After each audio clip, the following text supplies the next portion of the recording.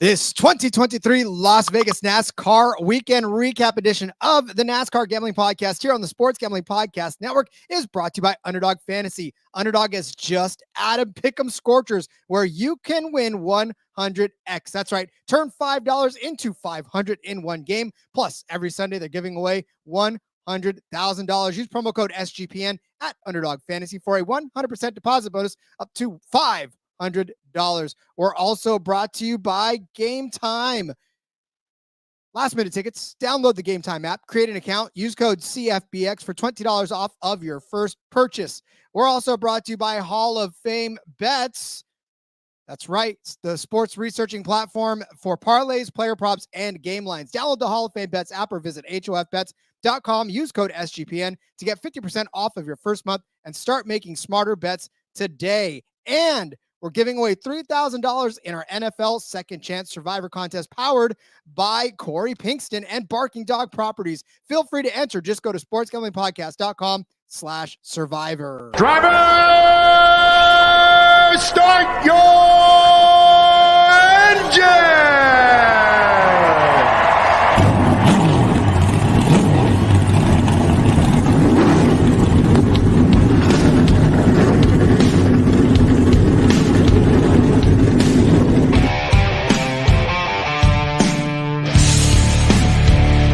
Strap in and pull those belts up tight as the Sports Gambling Podcast Network presents the NASCAR Gambling Podcast. I'll wreck my mom to win a championship. I'll wreck your mom to win a championship. With all the news and the best bets for your NASCAR weekend. It refrains me from not beating the out of you right now because you ask me stupid questions. But since I'm on probation, I suppose that's improper to say as well. If you could talk about racing things, we could talk about racing things.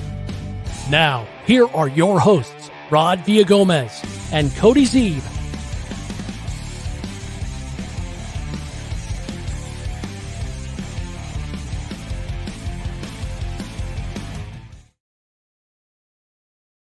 Recapping a wild weekend in the desert. It is, of course, the NASCAR Gambling Podcast here on the Sports Gambling Podcast Network. He's Cody Zeeb. I'm Rod Villagomez.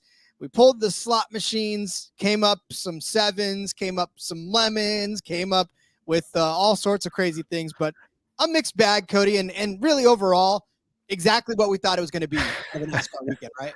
Yeah, I mean, yeah, pretty much, right? It's pretty much went how we thought it was. Some good ones. You had obviously Kyle Larson outright.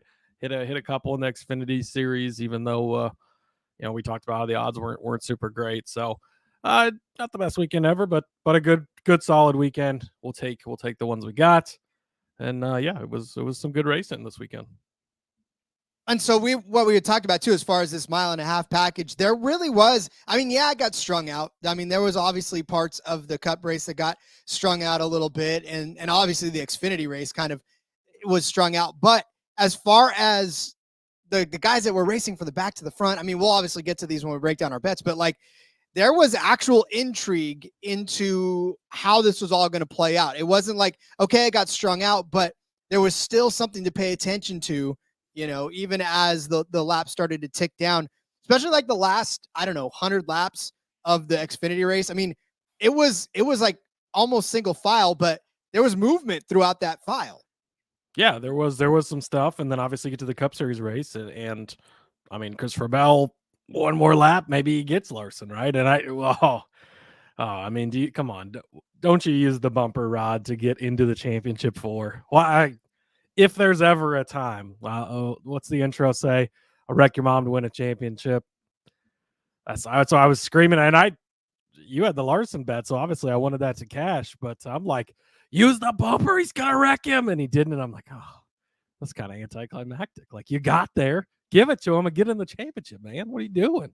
But I wonder though, because I mean, we've seen it and we saw it too, even in this race in particular. Like, if you do kind of give the bumper, you stand a chance of not finishing the race as well. So like they were they were gonna spin and cross the line there. I mean, it's you're getting there at that point, but it's been all or nothing, I suppose. I don't think Christopher Bell's that type of guy. And again, some people wouldn't have liked it, but it was exciting at least. I mean, he caught him and had that chance.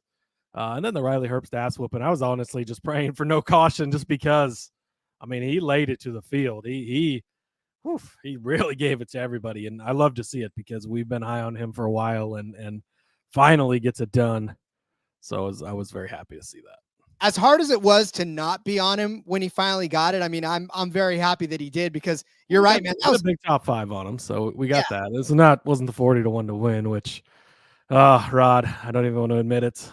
When I gave out Myatt Snyder, it was between Myatt Snyder and Riley Herbst, and I chose incorrectly, and I'm not very happy with myself. I don't have the button that you chose. Well, and look, I mean, again, it was tough because there was a lot of the chalk storylines that we said were going to play out were playing out. I mean, all the guys at the front were the guys that were going to be at the front, and we basically said, listen, these are the guys that are going to be out the front, and they were. So it was just a matter of that was the only base that we really didn't have covered as far as the outright was concerned, was him and everybody else in that block, in that top 5 block. And obviously, like you said, we'll talk about it, were guys that we were on in one way or another. So of course, unfortunately, yellow is still my favorite, or my least favorite color rather. Definitely. Oh boy, Saturday was not a good start for you. Like 3 caution flags in the first 5 laps, and it was like, oh boy, here we go. What's up, Rye? Rye in the chat. Yes. Recapping some bets here like we always do, trying to get down to it. So all right, Cody, well, we've kind of overlaid the bets, and we've kind of given you not overlaid, but overlaid the races sort of. We'll get into the nitty gritty here. I feel like it is good enough time to go ahead and take a quick break. So let's tell you about, as I fumble through my things here, I just got off of a mission, so I'm kind of a little wonky, but that's all right. So let's tell you about our Second Chance Survivor contest. Already knocked out of your NFL Survivor? Don't worry, we got you covered with SGPN Second Chance Survivor. It's presented by Corey Pinkston and Barking Dog Properties. $3,000 is up for grabs, and as always, winner takes all starting this weekend. So sign up now, sportsgamblingpodcast.com/survivor. That's sportsgamblingpodcast.com/survivor. Talk about Underdog Fantasy. We gave you a bunch of Underdog picks, and in fact, I am very happy with my Underdog picks this weekend. Very much had some good ones out there, and all 3 of the ones I gave out on the show hit. So very excited. Hopefully you guys tailed that one as well. But they've also got a way for you to play alongside your favorite football team, and of course, drive along your favorite drivers all season long. Underdog has just introduced Scorchers. Go 5 for 5 and pick them Scorchers. You're going to enjoy a spicy 100 times payout. And for a limited time, Underdog is extending the first deposit bonus up to $500. $100,000 Sundays continue on Underdog Fantasy. 10 lucky players are going to wake up $10,000 richer. We're going to give you more Underdog Fantasy plays this week. It's been successful, so we'll do it again. Stay tuned for that episode. So watch along, make your picks, and maybe make a little cash over on Underdog's mobile app or website, UnderdogFantasy.com. And when you sign up with the promo code SGPN, Underdog's going to double your deposit up to $500. That's Underdog Fantasy promo code SGPN. Yeah, make sure you sign up for Underdog. I'm telling you right now, like we said, we gave out our Underdog picks, and all 3 of mine hit. I know for sure. I wasn't able to keep track of Cody's because it was all I could do to keep track of mine. But how'd your Underdog pick? Yeah, you win some, you lose some, Rod. No, it's just for me. I gave the Ross Chastain one out that was higher than his finishing position. Busher, not a top 10 finisher, and then of course, my first one was. Oh shoot! Why am I blanking on it right now? I believe it was Larson, and I think it was you had Larson. Yeah, I'm pretty sure it was Larson. So, yeah. Anyways, good stuff on the Underdog. Make sure you go sign up. Definitely a good spot to win it. Nick Fortune in the chat says it's a good weekend. Gents won some money, and the Iowa Hawkeyes are on top of the top 10 West. That's like saying you got this big mountain of shit over here, and you climb to the top of it, and that's really cool of you. Because I wouldn't brag about being on top of that division because it's pretty bad. But congratulations to the Iowa Hawkeyes. Maybe they can put a national championship trophy next to all their other trophies that they don't have in their trophy case. College rivalries are bitter. That's like how I feel like talking with Navy when it goes Army Navy game. we'll have to have another friendly bet on this one as well. Speaking of bets, Cody, it was, of course, like we said, the South Point 400 over there in Las Vegas. Kyle Larson locks himself into the next round of the playoffs. Nick talking about, wow, Cody, wow. Yeah.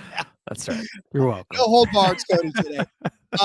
Anyways, Kyle Larson notches another win, barely edges out Christopher Bell. And really what it was Christopher Bell didn't have that killer instinct. Maybe he didn't want the repercussion of what would happen if he took out Kyle Larson that late in a race. But good racing overall, right? I mean, again, we talk a lot about how the whole race shaped up and the pit stop strategies and 2 tires, or even some cases no tires. But it made this race play out probably a lot more exciting than it would have had it run green this whole time. Yeah, and I mean, there was plenty of storylines throughout the thing, and so yeah, I mean, again, it was the mile and a halves have been good this year, and they've delivered plenty of strategy, plenty of different things going on. So ready to jump into it, Rod? Yeah, let's do it.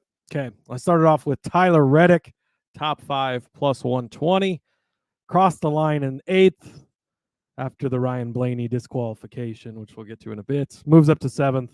Unfortunately, not good enough to cash this.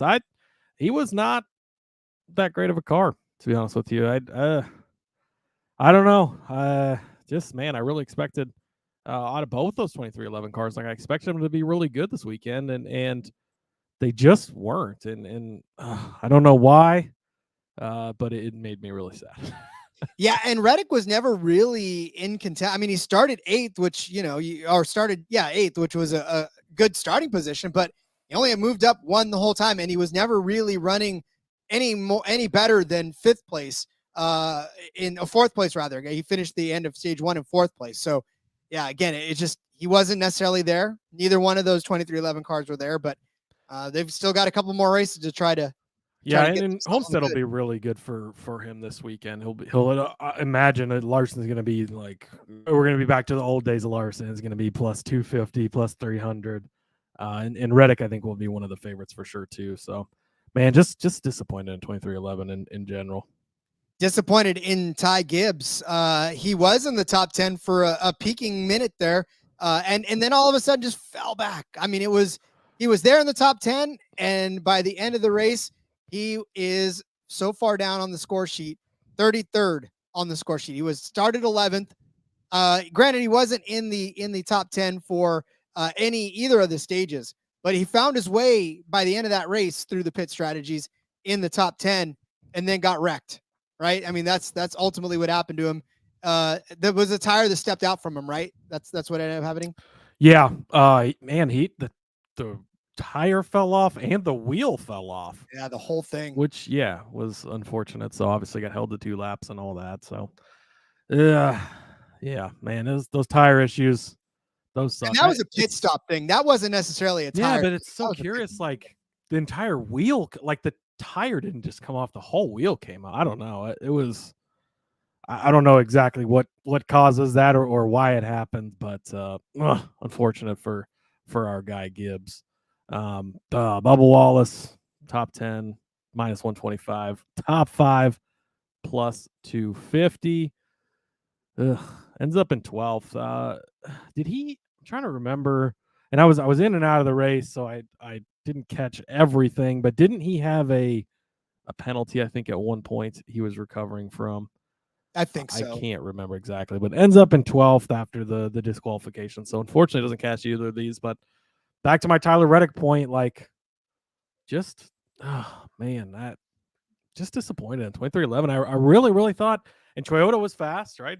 Hamlin had a good car, Bell had a good car, and Truex for a little bit had a decent car, but just 2311 didn't have it like they have on the other mile and a half. And so that really just kind of screwed my entire betting strategy, because I was so big on these guys, and they did not pan out for me this weekend.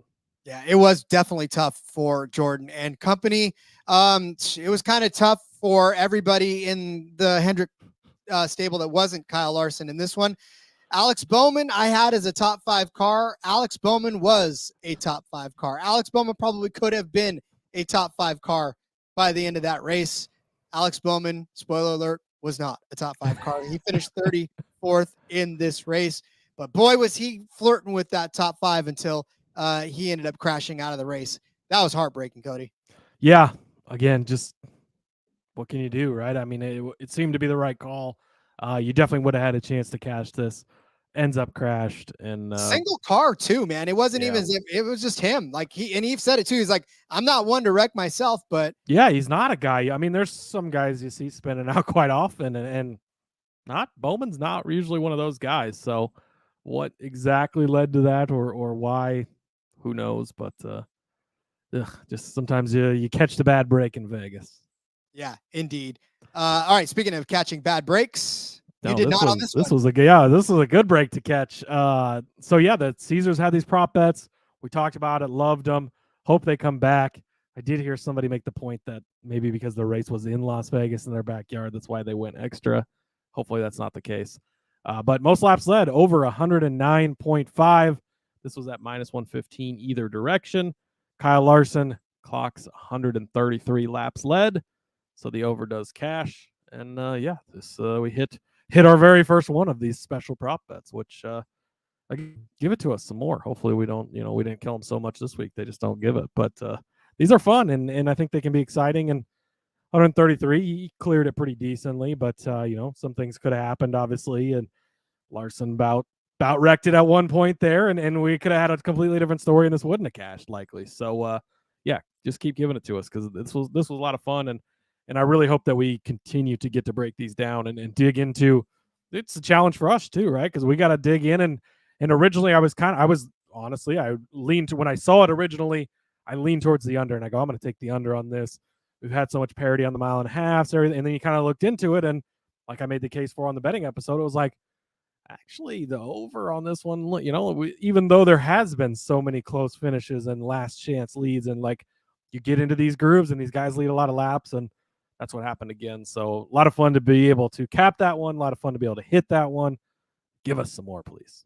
Yes, please. Because again, that was one of the ones where it was, we were thinking to ourselves, this is a lot of fun to be able to get into the deepest part of the books to bring that out. And I want more because I want to get into that, especially the one that I have later on, which hit as well. But we'll get to that in a few. Martin Truex Jr. I had as a top 5 car. Martin Truex Jr. was an 8th place car. And Martin Truex Jr.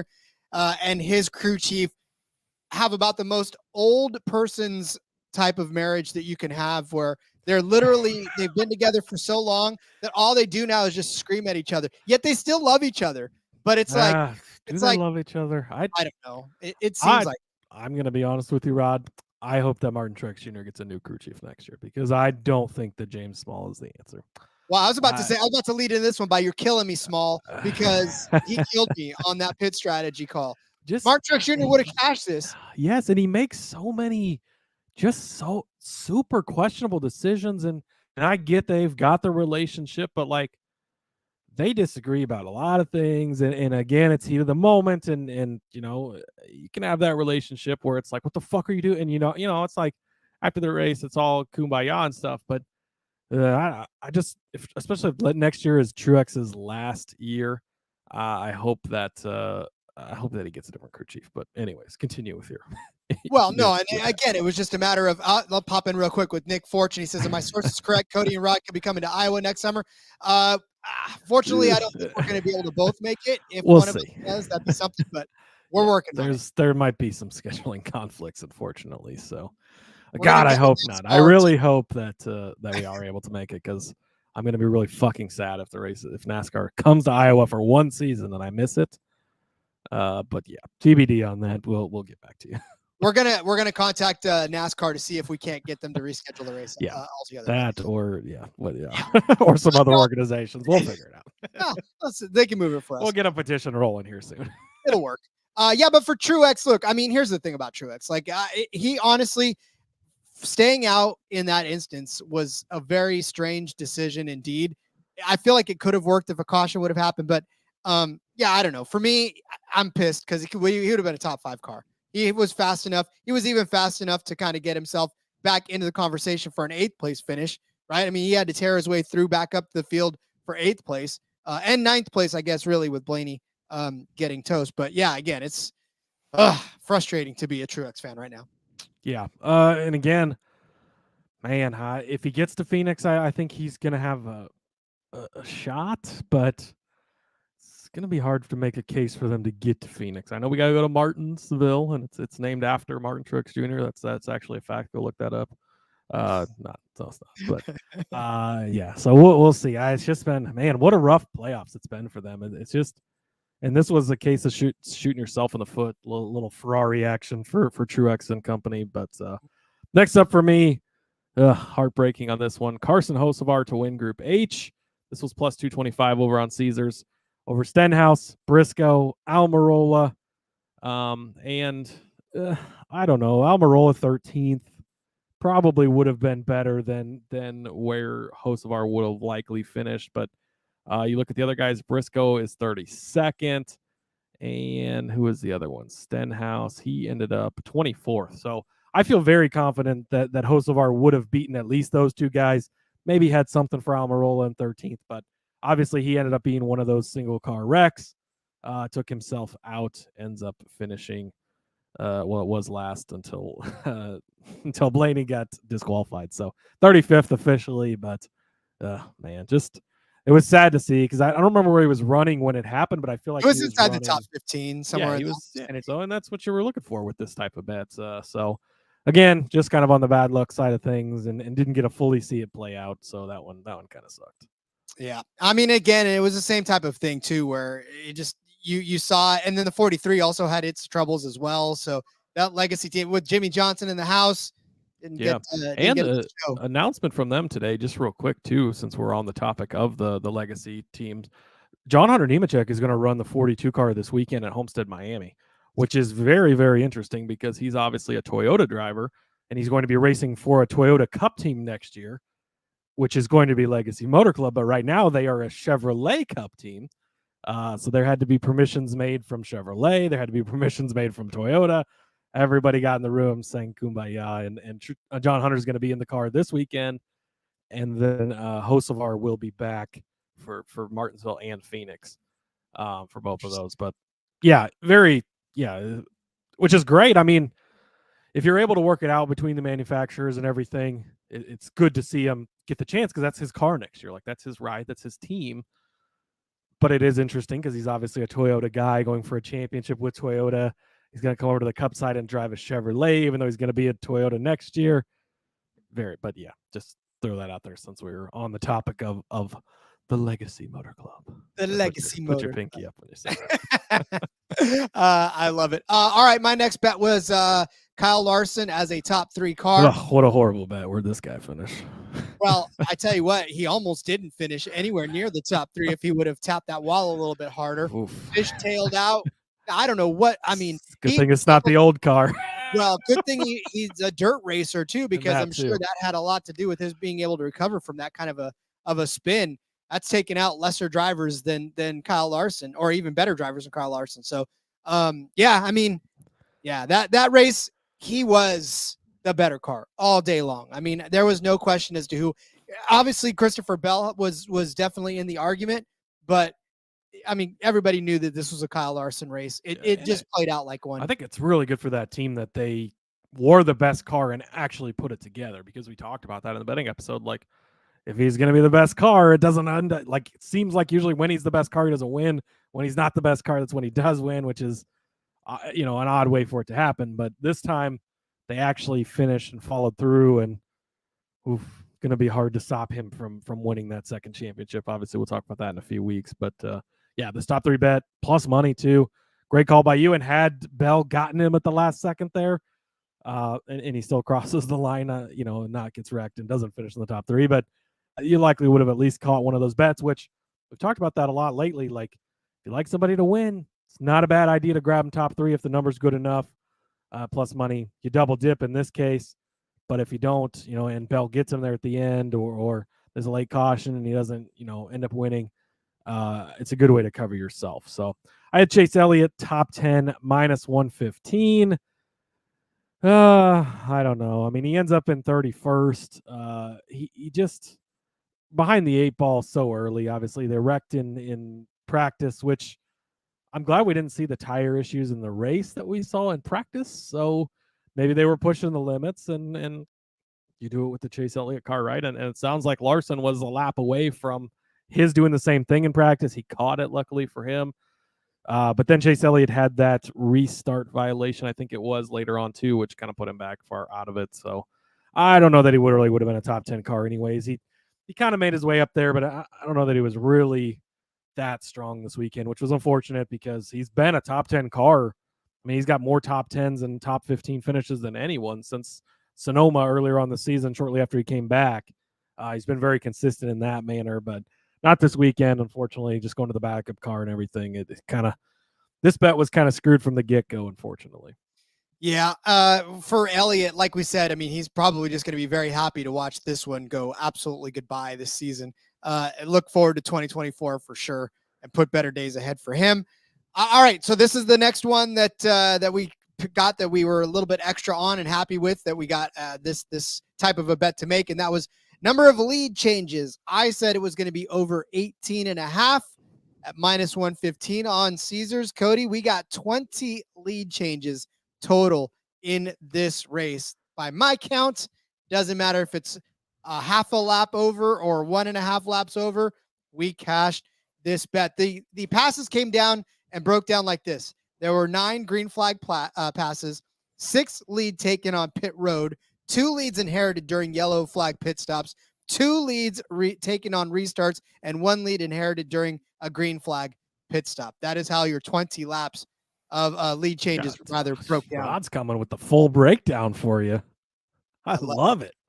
That's buildspeed.org, by the way, if you guys wanted to follow along on that. I didn't do the research, but I know how to get to it. Props to them. Yeah, that's again, these bets are a lot of fun. Please keep giving these please keep giving this to us because it was fun to bet on these, and luckily we hit both of them right out of the gate. So that was a good way to start. Outrights, Denny Hamlin 6-1. Said it was going to be Hamlin or Larson or Byron, and pick your poison. Unfortunately, I picked wrong. I don't know that he really ever had a chance to win this. He had an okay car and a good day, but in 9th place at the end of the day, just not really a chance to win it. Blaney 14-1, crosses the line in 6th. Obviously, he was disqualified. I guess they probably had to cheat to be even that good. So I don't know. This was the Penske thing, and they've been so strong there. I didn't love taking it, but I felt like I needed to. Unfortunately, didn't pay out. Bubba 20-1. Talked about him earlier. Just overall disappointed with 23-11. And then Logano 40-1, 11th place. Again, hardest guy in the garage to handicap. Tossed last year's race winner in this one. And you're getting him at 40-1. That was the end of that one. Just put a sprinkle on it. Never really had a shot. I didn't know that I thought it would, but one of those you don't want to miss out on if it does hit because you feel stupid about it, Rod. Yeah, no, and it's a missing out type of a thing, because if he goes off and he actually does win it like he did last time, you don't want to miss out. What's up, Justin, in the chat? My 2 favorite podcasters minus his wife. Sorry, dudes. Your wife is also my favorite podcaster. Dude, your wife besides Rod. Podcaster. You're 4th, 5th on the list somewhere in there, Justin. Don't worry. God damn. Oh, just kidding. Shots fired. Now not only am I being attacked in the comments here by Nick Fortune, he's group chatting me and Justin, talking shit over there too about Iowa being on top of the shit pile. So that's funny. These fucking Iowa guys, I'll tell you. I'm not getting any of them, thank God. I'm out of the crossfire. I hate it when mommy and daddy fight. All right. Well, I had Kyle Larson, who ended up winning this race at 5-1, which was again, when I said it was Larson, I was building in for chaos too, because I mean, I thought it was gonna be Larson. I was convinced it was gonna be Larson, but with my luck on outrights lately, I was like, it's probably not going to be Larson. But I did give out Brad Keselowski at 12-1. Hey, listen, Brad Keselowski led some laps. He led 38, finished 4th. And of course, he would have probably finished 3rd, I think, had it not been for Kyle Busch getting past. Actually, Keselowski finished, what was it? What did Blaney end up? I can't even remember where Blaney finished before he got disqualified. I can't remember. Anyways, but I do know that Keselowski got passed by Kyle there toward the end, or else it would have been a better finishing position. Yeah. But like and Blaney was 6th before he was disqualified. So so Brad was above ahead of him. Yep. So, but it's still, I mean, he was still running 3rd before Kyle ran him down. So definitely frustrating for that. And he was 2nd too before Bell ran him down. So Kozlowski, good day for him. Very happy that I he keeps getting so close. It's that just close. it's sad, but It is sad. oh well. All right. We are going to break down the Xfinity race because that happened as well. But first, let me tell you about Game Time. Hate buying tickets. Can't stand it. They suck. Ticket buying is probably the worst single thing you could do in your life. Okay, maybe not. I'm sure there's other things that are worse than that. But you just don't know sometimes if you're going to get price gouged. Well, all of that stress and all of the anxiety with buying tickets has disappeared thanks to Game Time. You can now buy tickets stress-free because Game Time exists and Game Time guarantees that they got your back. And when you buy on Game Time, your tickets are going to be delivered to you on time and authentic. They're going to give you lower fees. They're going to give you better prices. They want to compete with all the other sucky ticket sites out there. They're not sucky. All the other ones are, by the way. And if you find one on one of those sucky sites out there, they're going to make up the difference of 110%. If they accidentally give you a better deal than Game Time, Game Time's going to make it up to you with 110% of the difference. Not to mention, it's made for your mobile phone.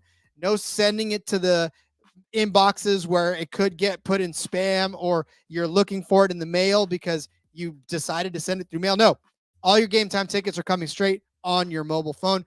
Not to mention they're going to give you a picture too of where you're going to be sitting when you get those tickets. Listen, snag the tickets without the stress with Game Time. Download the Game Time app, create an account, use code CFBX for $20 off of your first purchase. Terms apply again. Create an account, redeem code CFBX for $20 off. Download Game Time today. Last minute tickets, lowest price guaranteed. Win bigger by betting smarter this NFL season with Hall of Fame Bets, the sports betting analytics platform for parlays, player props, and game lines. Research every NFL, NBA, MLB, and soccer bet with historical stats and data. You can enter any parlay idea into the Hall of Fame Bets revolutionary parlay optimizers. You're going to get hit rates broken down by leg as well as expected probability for the entire parlay. Sort all players by hit rates for any bet to learn which players are hot and which picks have value. Stop betting in the dark. Join over 30,000 users researching with Hall of Fame Bets to craft more intelligent, data-driven parlays. Download the Hall of Fame Bets app or visit hofbets.com. Use code SGPN to get 50% off of your first month today. Start researching, start winning with Hall of Fame Bets. All right. So there was, of course, the Xfinity race that happened on Saturday. We always go with the one that's freshest in our mind, right? So the Alsco uniforms, 302. In this one, we talked about it in the opener. Riley Herbst getting his first win. But listen, special shout out to one young John Hunter. What is it? Spock Nemechek. Started 38th. 38th, Cody. Dead last on the grid. Probably could have won this race were there another couple of laps in this one. I mean, maybe a lot of laps. He was 13 seconds behind at the end. But he was. Had there been a late caution, I think he would have won it. But we talked about it, right? John Hunter probably going to be the best car on the weekend. Probably going to be the fastest car. Plus 175. You do not do it because too many things can go wrong. Too many things went wrong. Starts at the back. Sure, he was fast. Sure, he made it up there. Did not win, and that's why you didn't bet on him. JDK, sorry, late to the party, boys. We're just busy counting all that money Bubba made him, I believe is what that's supposed to say. Yes, we just got done talking about your second favorite driver. I know Austin Dillon is your favorite driver. Bubba, a close second. Again, just disappointed in 2311. You'll have to go back and listen to that part, but oh well. That is true. But yeah, okay, to get back to John Hunter, you're absolutely right. This is why sometimes, and we tell you, sometimes it makes sense to bet the favorites, a la Kyle Larson. Sometimes it doesn't make sense to bet the favorites. When the number is not right, it's fine. Yeah, I mean, you obviously would have made more money betting on some of these other bets that we hit in the Xfinity Series than you would have made betting John Hunter to win. And then the fact that he didn't, well, then you wouldn't have won any money. Right. And again, that's why, and we talked about it, right, as we go through this, like we built our card the way we did, just kind of taking some shots because the odds were shitty, because it was so top heavy, and because it was, John Hunter was up there, and even Allgaier was up there, and he wasn't that impressive. He finishes in 6th, okay, and Hill was up there, and we didn't even touch on the Hill top 5 this week because He's not been doing it lately, and he does it again, like 7th place.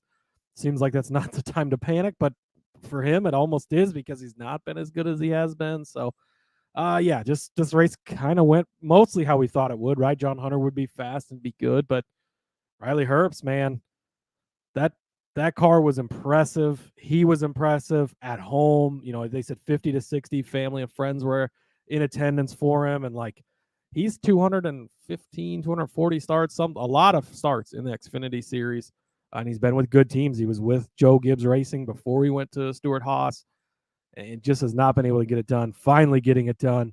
Good to see for him. In the week, they just announced he was going to be back this year, right? So that's awesome. We'll kick it off. I'll just jump over. I had him top 5-1.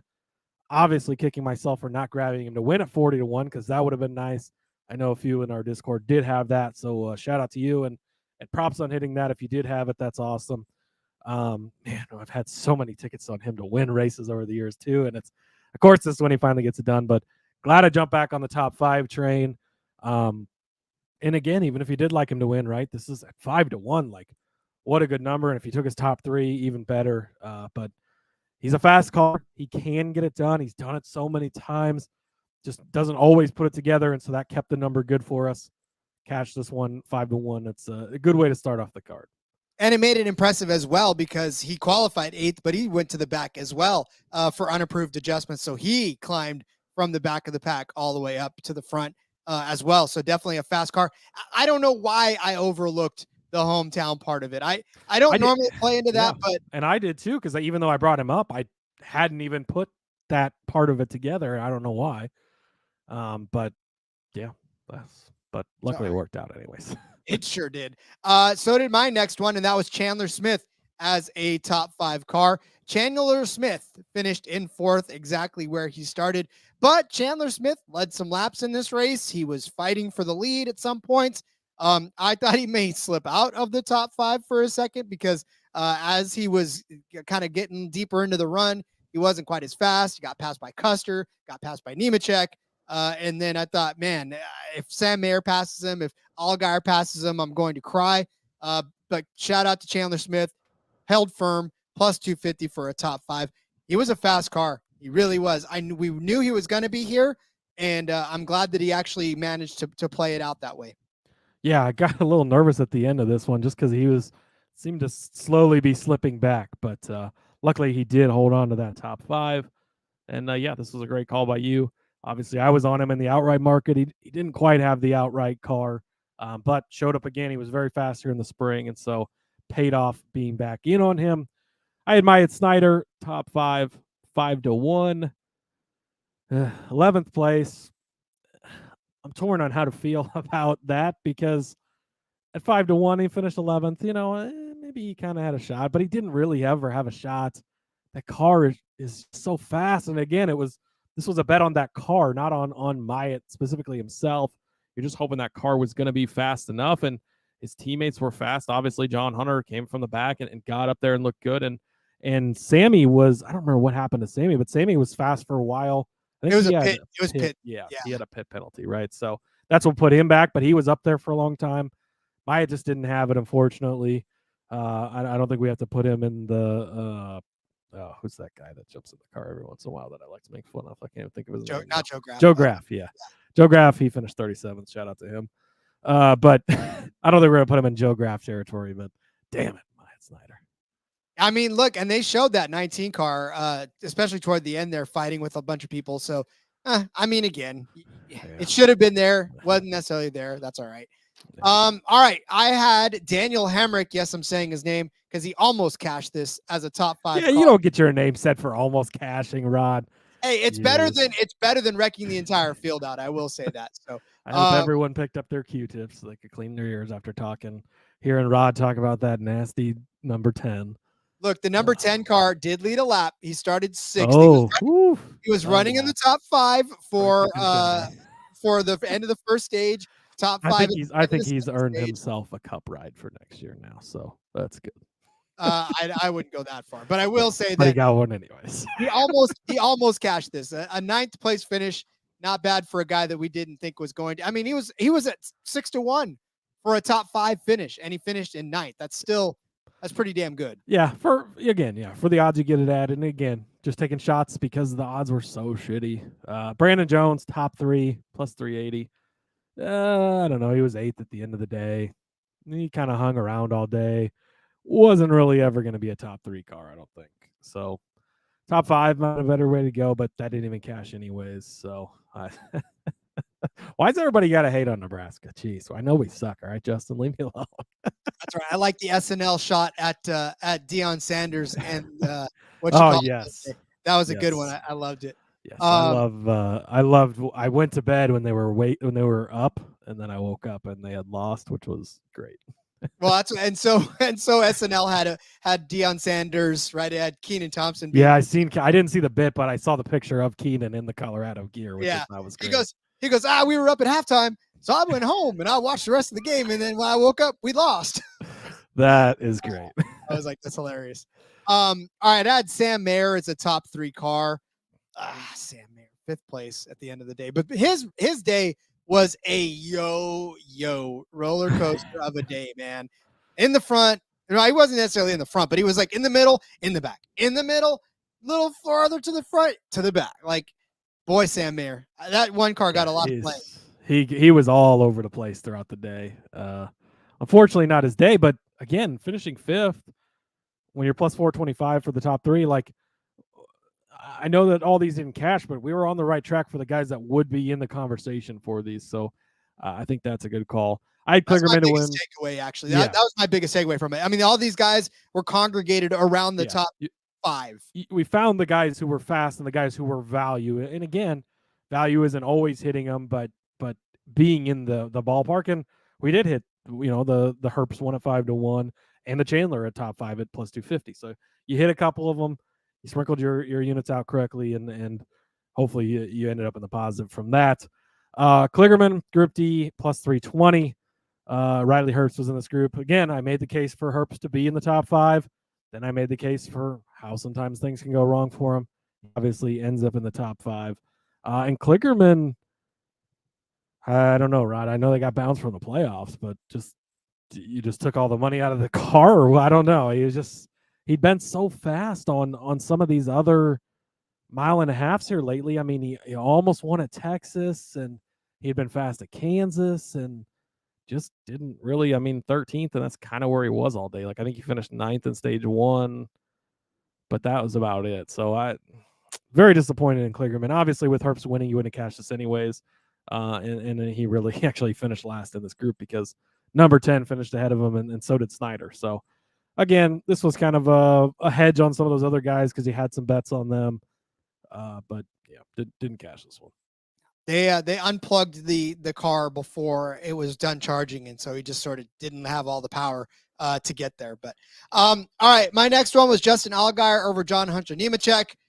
God damn, John Hunter. I mean, literally, I thought this was looking good. So much of the day, Justin Allgaier was fighting around the front all day long. I mean, he wasn't necessarily going to win this race, which I kind of knew anyways, but I thought he'd be a top 5 car. He was 6th place at the end of the day, started 7th. John Hunter, man, that dude was, first of all, under a lucky star because he did manage to miss that big wreck that Rajah Caruth ended up getting. And again, that's another reason you don't bet on a guy at plus 175 because he could have easily been caught up in that. And yeah, he got very, very lucky there. And I think Sammy Smith actually was in that one too, on top of his penalty. But yeah, no, he missed it. He just got some junk on his windshield. That's right. He was very close to getting bad. Yeah, him and John Hunter for that matter. Yeah. So, but yeah. Anyways, John Hunter drives up to 2nd place. Justin at 6th. I'm still going to take this at plus money because, damn it, that would have cashed if. The plus money side of it, man. When you think these are going to be the best 2 cars, I got the side of it you were taking, but you know how much I love some John Hunter, so hard for me to go over that. But I did go over on the winning car number, 11.5. I kind of tossed Riley Herbst in there. Maybe maybe he could be part of this, but it's really the other guys you were going for, and didn't matter because Herbst ends up winning it for you. 1st, 2nd, both over, and 3rd place was over 11.5, or 4th place rather. So 3 of the top 4. Justin says never good to have junk on your windshield. Sounds like a good Depends who you are. You never know. Some people might like it. I don't know. Yeah, this was a good call. I mean, I kind of was like, man, but what if Allgaier? I was playing devil's advocate, but yeah, you're right. Well, again, fade JRM. It's been a very, very positive EV strategy for me this year. And I should have stuck to that in my outrights, but we'll get there in a second. Yeah, we will. I had Brandon Jones over Sammy Smith, and thank God for Sammy Smith getting into trouble and having to go back into the end of the pack, because this one ended up catching. Because Brandon Jones he started 13th, but I don't know. I didn't see him very much over the course of the broadcast until all of a sudden he's 8th place crossing the finish line. So I was pretty happy about that. And again, for Sammy Smith, it was just that he was almost as yo-yoing as Sam Mayer, but unfortunately at the end of the race, his yo-yo was in the down position and not the up position. So yeah, so that worked out for you. And again, Brandon Jones, been solid on intermediates, not quite as good, not that top 3 like I had hoped, but still good enough to cash this. And again, Sammy Smith, it's just hard to trust him to get the finishes. So worked out for you. I had my at Snyder 40-1. We talked about him. Just again, you're betting on the car. That car at 40-1 with anybody but Joe Graff in it, you gotta take a little bit on it just because. And again, the reason we give out 40-1, Rod, because a 40-1 won this race. I understand it's not the one we gave out, but just because they're 40-1 doesn't mean they can't not win these races. And we did it last year with Ross Chastain. We did it with Truex earlier this year at 35-1. Like these bets do hit, and that's the reason you make them. I wish I'd have taken Herbst, obviously, looking back, but Snyder, I was betting on the car 40-1. I don't think it's a bad bet for that car. Chandler Smith 20-1. Talked about it. Good strong finish, right? Ends up in 4th place. Probably didn't have the winning car. 20-1 though. It's probably not a bet I probably would make again. A bet I would not make again, Rod, and I don't know why I did this. The John Hunter being a plus 175 thing just threw me so off. I didn't have my go-to. I didn't have my guy to take. I decided to bet on Josh Berry, plus 700. Sits it on the pole, fastest car. All right, here we go. And then he just sucked, and I don't understand. And I thought this was interesting. So over on Reddit, somebody posted, did Stuart Haas make a mistake by signing Josh Berry so early this year? And, going on about, we've seen the hype. And, look at his season. Like, it's not been very good, Rod. And Dale Jr., his official verified account, commented and said, it's not his fault. I didn't give him what he needed this year. He's good enough for the Cup opportunity. The lack of wins/success this year was not a Josh Berry issue. Which, what else is Dale Jr. going to say? Of course, that's what you say, right?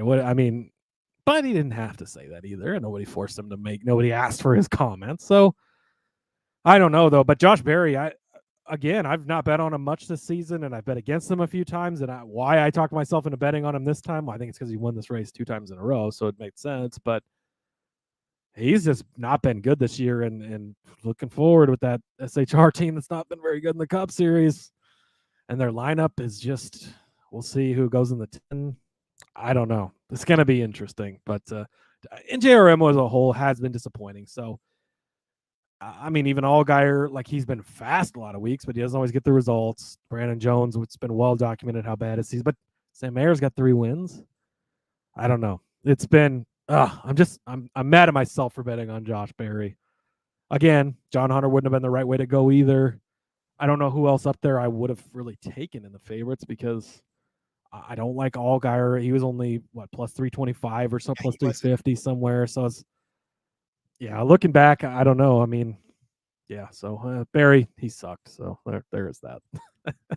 Well, I know who I did take, and I took Austin Hill at 6-1. Not a race winner at all. Again, he finished 7th place. He was in 10th place to start this race, and so.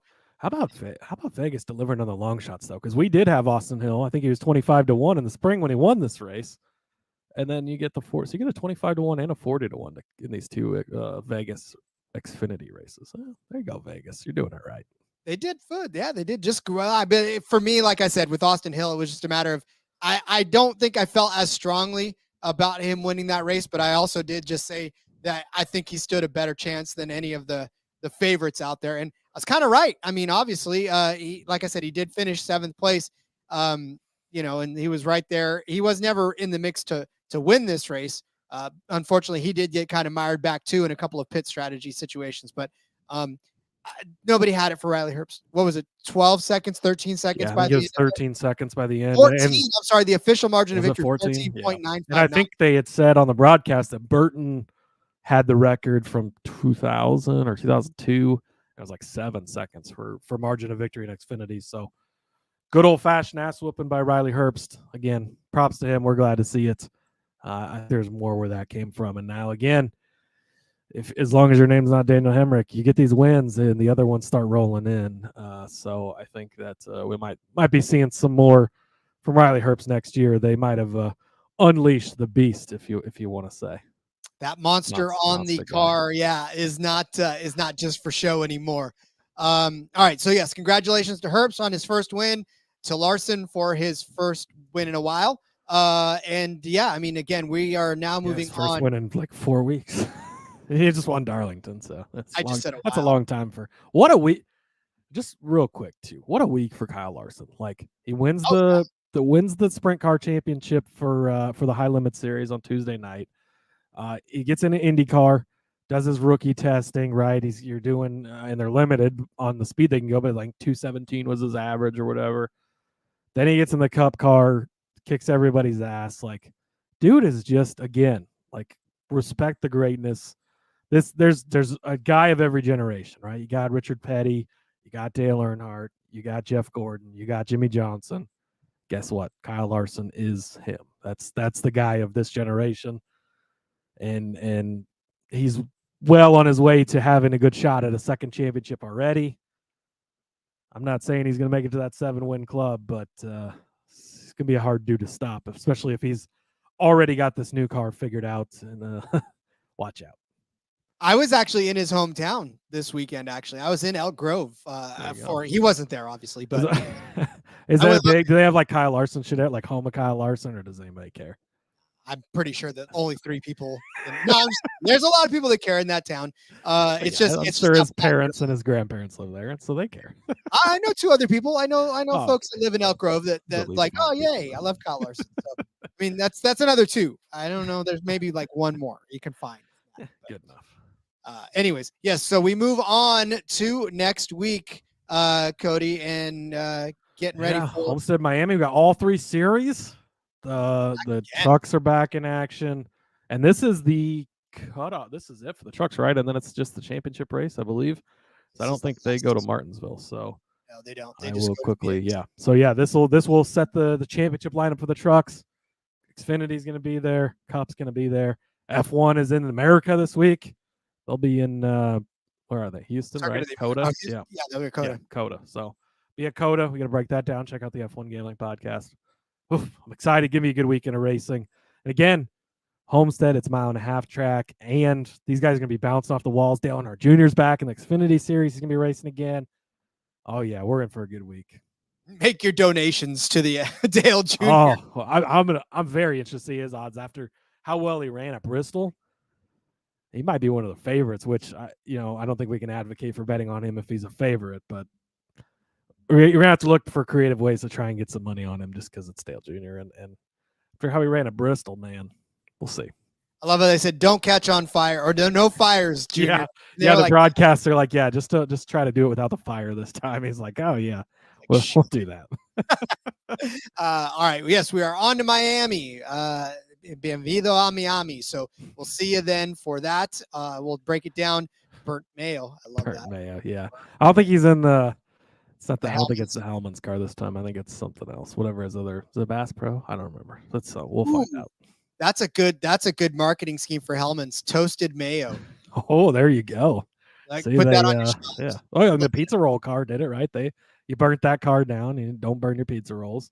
Don't burn your pizza rolls. Yeah, here we go. You got to embrace it, man. You got to embrace everything that comes at you. A good marketer will do that. Remember when was it Balicki drove through the Sargento cheese sign on the road course, and then he drove the Sargento cheese sign or cheese car a few weeks later or whatever?